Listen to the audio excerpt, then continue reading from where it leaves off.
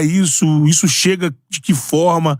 É aquela coisa que o Cristóvão falou aqui, tempestade perfeita, assim. É isso, assim, fala um pouco pra gente... Que era o Flamengo do Jorge Jesus. Essa coisa dessa sinergia, essa movimentação no campo alucinada.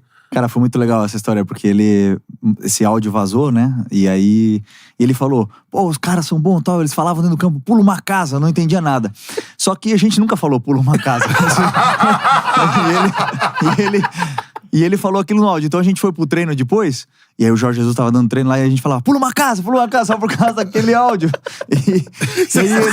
E ele falava, pula uma casa? Que isso? Pula uma casa, ele não tava entendendo nada. Mas ficou, e naquela época, né, a gente... Aí nos próximos jogos dentro do campo, a gente começava a falar também pula uma casa pros adversários, lembrar do áudio. É, muito, muito legal. Mas a energia que existia naquele grupo, primeiro, porque foi um grupo vencedor. A gente ganhou e só perdemos 4 jogos, né? O Jorge Jesus, aliás, só perdeu 4 jogos.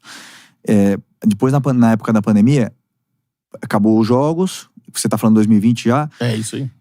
Acabaram os jogos, ficamos um tempo parado e ficamos treinando. Só que o grupo era tão bom, mas tão bom que os treinos eram assim... Era um campeonato, parecia. Porrada cantava. E assim, o nosso ambiente era excelente. Nós ficava lá, treinava, a gente ficava lá na resenha e tudo mais. Tinha aquele negócio do distanciamento no começo, mas logo depois a gente já conseguia treinar sozinho, porque nós testávamos de Covid sempre e tal. Poderíamos treinar todo mundo junto. E, como eu te falei, o clima era tão bom, só que era tão pegado que o Jorge Jesus fazia eu não sei se alguém contou isso aí, mas fazia um coletivo sempre no sábado. A gente treinava toda semana, ficamos acho que, sei lá, um mês treinando, se eu não me engano, né? Até voltar ao Campeonato Carioca. E ele fazia um coletivo no sábado, treinava durante toda a semana. E aí nós falamos assim, cara, vamos importunar esse cara. Vai ter um coletivo no sábado, é uma pegada do caramba, titular contra a reserva. Era rivalidade, porque os reservas sempre falavam que eles eram o único time capaz de parar aquele titular. Uhum. Então vamos fazer o seguinte, vamos fazer jogo de Champions. Vamos também importunar o Mister já, vamos fazer ele ficar com raiva. Aí todo mundo tinha, sei lá, ganhou da Adidas uma bola da Champions, tal, com as estrelas, tal. Cada um traz a sua. Aí trouxemos lá, sei lá, 8, 10 bolas na Champions, colocamos o hino no sábado de manhã.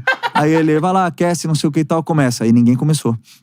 Todo mundo ficou enfileirado, aí botaram a música da Champions lá, com bola da Champions. Aí ele olhou assim e falou assim, foda-se, esse grupo é diferente mesmo, vocês sempre querem o melhor, ele falou.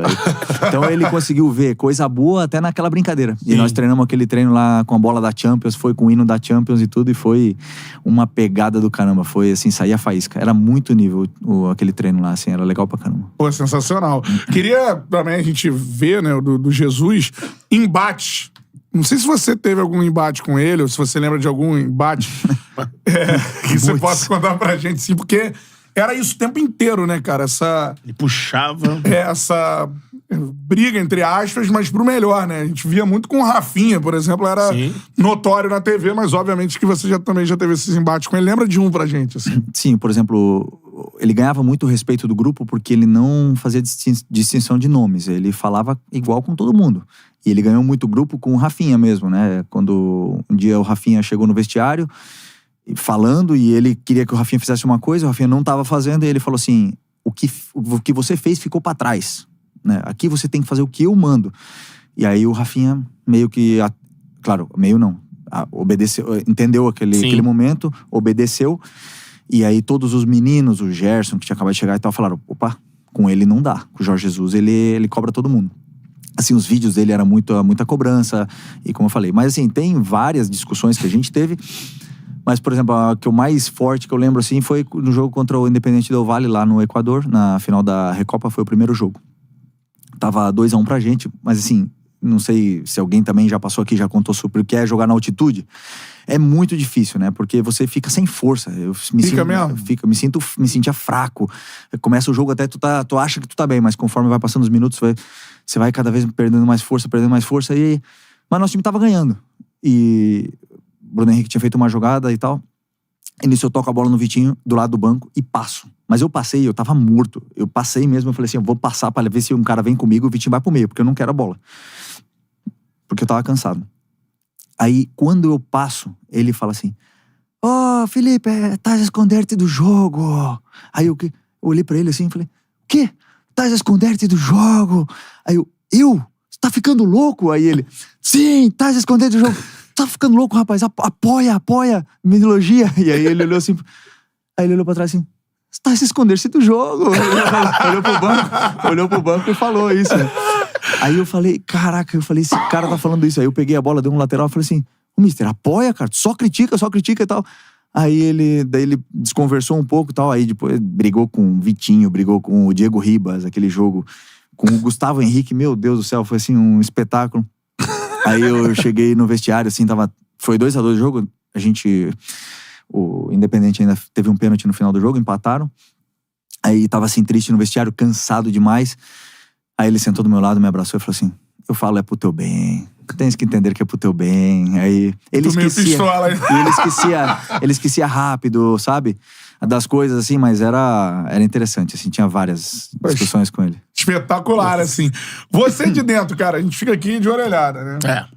Primeiro, emendando duas em uma. Cara, você foi treinado pelo Simeone, enfim, grandes treinadores. O Tite na seleção, tudo mais. É diferente o Jorge Jesus? E a segunda pergunta, assim, tu é do cara que acha que se ele voltasse um dia, óbvio que agora tá lá o Tite e tudo mais, daria certo? Ou tu acha que ele tem mais a perder? Como é que é a sua visão sobre isso? Vamos lá, ele é muito bom, sabe? Eu acho que eu não queimaria a língua se eu falasse que ele é o melhor treinador da história do Flamengo, né? Eu não sei se isso é justo, né? Porque eu não conheço todos, mas ele é muito bom, muito bom. O conteúdo dele é uma coisa, assim, espetacular. É aquele negócio, assim, milimetricamente no campo, você sabia o que tinha que fazer em todo momento. Aliás, não só eu, senão que eu sabia que se eu estivesse no lugar, eu sabia onde estavam todos os meus companheiros. Era muito bem treinado e tudo mais. Mas tinha um time do caramba, né, com ele, né? Tinha jogadores, assim, trouxeram, o Flamengo foi lá, trouxe o Rafinha, trouxe o Gerson, o Arrascaeta veio, ele chegou e recuperou o Arrascaeta que não tava jogando, o Gabi, ele transformou o Bruno Henrique em atacante, e o Bruno Henrique é o cara que melhor ataca o espaço do Brasil, faz um movimento em profundidade. O Rodrigo Caio e o Pablo pode ser que seja um mérito dele junto com o departamento de análise ou de scout do clube.